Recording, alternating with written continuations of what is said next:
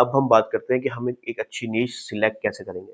आपने एक ही चीज़ है जो नीश को सिलेक्ट करते हुए देखनी है कि आपकी जो नीश है वो डिमांडिंग होनी चाहिए, ठीक है? अगर आपकी नीश डिमांडिंग है, आपकी स्पेसिफिक टारगेट कंट्री के अंदर, तो आप बेच सकते हैं, उसके कोई भी प्रोडक्ट आप बेच सकते हैं, ठीक है? तो उस नीश के अंदर कोई भी प्रोडक्ट हो चाहे आप उसको सेल कर पाएंगे अगर वो डिमांडिंग है। और अगर आपने मेरा एक मशवरा माना है, थर्ड टियर नीश को सिलेक्ट किया है, तो आपके लिए बहुत आसान होने वाली है ड्रॉप शिपिंग इंशाल्लाह, ठीक है? तो एक तो आप थर्ड टियर नीश को सिलेक्ट करें, उसके बाद आपने आगे चल के जो है ना विनिंग प्रोडक्ट अच्छा सिलेक्ट करना है। लेकिन अभी हम बात करते हैं डिमांडिंग नीश का हमें कैसे पता चलेगा, ठीक है? डिमांडिंग नीश को सिलेक्ट करने के बहुत से तरीके होते हैं।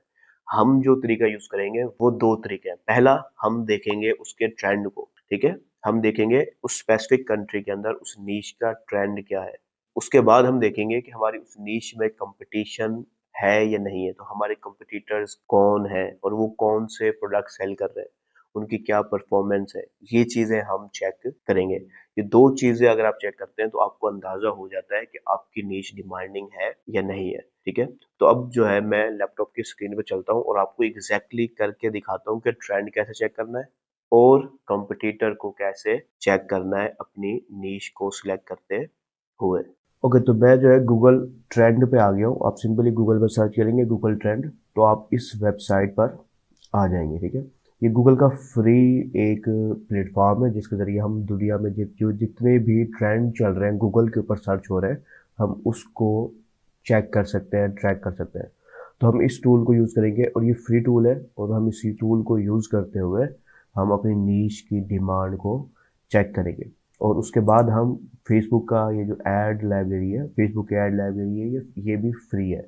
आप सिंपली गूगल पे मीटा ऐड लाइब्रेरी लिखेंगे और आप इस पे आ जाएंगे। इसके लिए आपको लॉग इन करने की या किसी चीज़ की ज़रूरत नहीं है।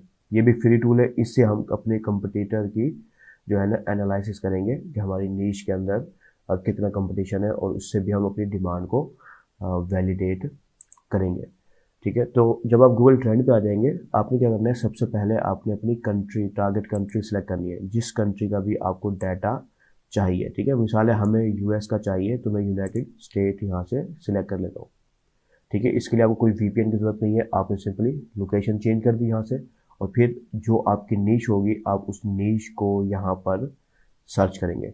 जैसे मैंने आपको कहा था कि आपने कोशिश करनी है कि आप मेन निश पहले बेशक सर्च कर ले, उसके बाद उसके अंदर सब निश या उससे भी अंदर सब निश को सिलेक्ट करना है, ठीक है? मिसाल के तौर पर मैं अभी एक निश सिलेक्ट कर लेता हूँ, मिसाल है किड्स की, ठीक है? मैं एक निश पे जा रहा हूँ किड्स टॉयज़ का, ठीक है? अब यहाँ पर एक ऑप्शन होता है सर्च टर्म का और दूसरा होता है मिसाल है ज़्यादातर आता है टॉपिक का, ठीक है? तो आपने मोस्टली सर्च टर्म को सिलेक्ट करना है, ठीक है? कभी कभार आप टॉपिक पे भी जा सकते हो, लेकिन मोस्टली सर्च टर्म, ये वो चीज़ें जो आपके जो कस्टमर्स हैं वो गूगल के ऊपर सर्च कर रहे होंगे, ठीक है? तो हमने किड्स टर्म को सिलेक्ट करना है, ठीक है? अब ये किड्स टॉयज आ गई, अब ये यहाँ पर ऑप्शन आ गया। अब ये देखें, इसने हमें यहाँ पर डाटा देना स्टार्ट कर दिया। ये वो ग्राफ है जो डेली बेसिस पे सर्च हो रहा है इस स्पेसिफिक कीवर्ड का। इसकी किस वक्त ऊंचाई होती है, किस वक्त निचाई होती है, सारी आपको नज़र आ रही है। ये इस वक्त 24 आवर्स का डाटा है, यानी कि पिछले एक दिन का डाटा है।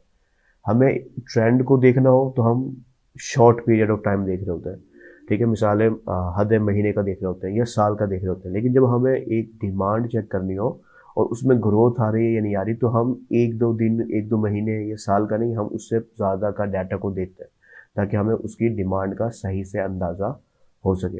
तो आपने क्या करना है, यहाँ से इस जगह से इस पर सिलेक्ट करना है और आपने कोशिश करनी है, आप पास्ट 1 ईयर का भी देख सकते हो, लेकिन बेस्ट है कि आप पास्ट 5 ईयर्स का डाटा देखो अगर आपने नीश की डिमांड को वैलिडेट करना है तो अब आप देखें, ये है 5 साल का डाटा, ठीक है, यूनाइटेड स्टेट का। अब आप देखें इसका एक ट्रेंड है जो नॉर्मली ये साल साल ही सेल होता है। यहाँ से आपको अंदाजा होगा ये साल साल सेल होता है, लेकिन कुछ स्पेसिफिक डेज या मंथ होते हैं जब ये पीक पर होता है, ठीक है? वो कौन से मंथ है?